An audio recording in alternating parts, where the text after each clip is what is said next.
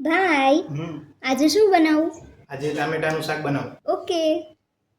શું તમે ક્યારેય ભરેલા ટામેટાનું અથવા આખા ટામેટાનું શાક ખાધું છે? જો ન ખાધું હોય ને તો આ રેસીપી ફૂલ એન્ડ સુધી જોજો. બહુ જ ટેસ્ટી શાક બને છે અને તમે ક્યારેય જો આ ન ખાધું હોય ને તો એકવાર જરૂરથી ટ્રાય કરજો. તો આજે મારા ભાઈને આખા ટામેટાનું શાક ખાવું છે એટલે આજે હું બનાવી રહી છું. તો એના માટે મેં અહીંયા 500 ગ્રામ ટામેટાં લીધા છે. આ ટામેટાનો ઉપરનો ભાગ આપણે કટ કરી લઈશું અને અંદરનો આપણે પલ્પ કાઢી નાખવાનો છે. બિલકુલ આ રીતે ચપ્પુથી પલ્પને કાઢી નાખીશું. અને આ જેટલો પણ પલ્પ કાઢીને એ બધું આપણે વેસ્ટ નથી કરવાનો. પલ્પની ગ્રેવી બનાવવાની છે. એ જ ગ્રેવી આપણે શાકમાં ઉપયોગ કરીશું. તો આ પલ્પની મેં આ રીતે ગ્રેવી તૈયાર કરી લીધી છે. એને હવે સાઈડ પર રાખી દઈશું. હવે આ પલ્પ જે કાઢેલા ટામેટાં છે એની અંદર આપણે ભરવાનો છે મસાલો. તો એનો મસાલો તૈયાર કરીએ.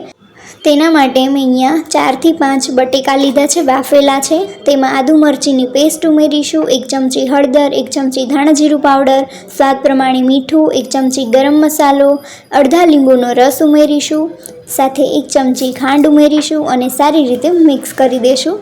અને હવે આ જ માવો આપણે ટામેટામાં ભરવાનો છે. તો આ ટામેટાની અંદર આપણે આ માવો આ રીતે ભરી દઈશું. એવી જ રીતે બધા જ ટામેટામાં માવો ભરી દઈશું. જોવામાં કેટલા કલરફુલ લાગે છે ને.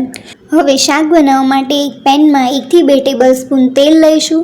તેમાં તજ લવિંગના ટુકડા ઉમેરીશું, સૂકું લાલ મરચું અને તમાલપત્ર ઉમેરીશું, સાથે 1 ચપટી હિંગ ઉમેરીશું. ત્યારબાદ તેમાં ટામેટાની પ્યુરી જે કરી હતી તે ઉમેરી દઈશું. 1 ચમચી હળદર પાવડર, 1 ચમચી મીઠું ઉમેરીશું અને 1 ચમચી ગરમ મસાલો ઉમેરી સારી રીતે મિક્સ કરીશું. અને આ મસાલાને 1 થી 2 મિનિટ માટે આ રીતે પાકવા દઈશું. જો શાકમાંથી તેલ છૂટું પડવા લાગે એટલે એમાં થોડુંક એવું પાણી ઉમેરી દેવાનું. ગ્રેવી તમારે જેટલી કરવી હોય એટલું. અને ત્યારબાદ આ ભરેલા ટામેટાં અંદર ઉમેરી દઈશું. સાથે જે માવો જે વધ્યો હોય ને બટેકાનો એ પણ અંદર ઉમેરી દેવાનો. ઉપરથી લાલ મરચું પાવડર અને ગરમ મસાલો સ્પ્રિંકલ કરવાનો. 2 ટેબલ સ્પૂન તેલ ઉમેરીશું અને ગ્રેવી માટે જેટલું પાણી જોઈએ એટલું ઉમેરી દેવાનું. હવે આ શાકને આપણે 20 મિનિટ માટે ચડવા દેવાનું છે, અથવા તો ટામેટાં સોફ્ટ થાય ત્યાં સુધી ચડવા દઈશું. તો અહીંયા 10 થી 20 મિનિટમાં ટામેટાં સોફ્ટ થઈ ગયા છે. હવે ઉપરથી છીણેલું કોપરું અને લીલા ધાણા નાખી ગાર્નિશ કરીશું. તો આ છીણેલું કોપરું તમે ચોક્કસથી ઉમેરજો, તેનો સ્વાદ આમાં બહુ જ સરસ આવે છે. તો અહીંયા આપણું ભરેલા ટામેટાનું શાક રેડી થઈ ગયું છે. તેને ગરમા ગરમ પરાઠા અને ડુંગળીના અથાણા સાથે સર્વ કરો. તો જ્યારે પણ તમારે રેસ્ટોરન્ટ સ્ટાઇલ કેમ પંજાબી શાક ખાવાની ઈચ્છા થાય ને તો આ રીતનું શાક એકવાર ચોક્કસથી બનાવીને ટ્રાય કરજો. તમારા ઘરે બધાને બહુ જ ભાવશે.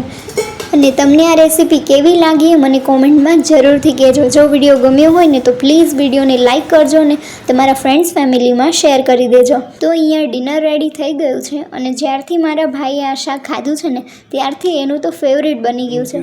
તમારા ઘરે પણ એવું જ થશે. તમે એકવાર જરૂરથી ટ્રાય કરજો. વિડીયો ગમ્યો હોય તો please like, share and subscribe. Thank you for watching.